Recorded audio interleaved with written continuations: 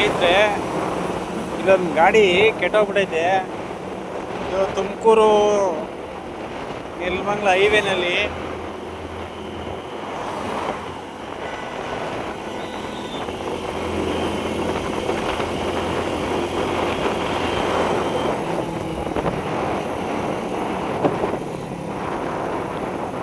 ಕೆಟ್ಟೋಗಿರೋ ಗಾಡಿನ ಈ ಥರ ಒಬ್ಬರು ತಿಳ್ಕೊಂಡು ಹೋಗ್ತಾವ್ರೆ.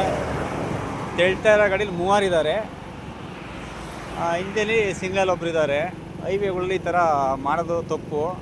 ಸ್ನೇಹಿತರೆ, ನೀವು ಈ ಥರ ಯಾರೂ ಮಾಡೋಕ್ಕೆ ಹೋಗಬೇಡಿ. ಮೊನ್ನೆ ಇದೇ ಥರ ಆಗೋಗಿ ಒಂದು ಅಪಘಾತ ನಾವು ಕಣ್ಣಾರ ನೋಡಿದ್ದೀವಿ.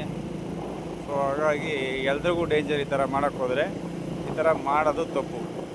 ಅದು ಎಷ್ಟು ಕಿಲೋಮೀಟರ್ ಸ್ಪೀಡಲ್ಲಿದೆ ಅಂದರೆ 60 ಕಿಲೋಮೀಟರ್ ಸ್ಪೀಡಲ್ಲಿದೆ ಗಾಡಿದು.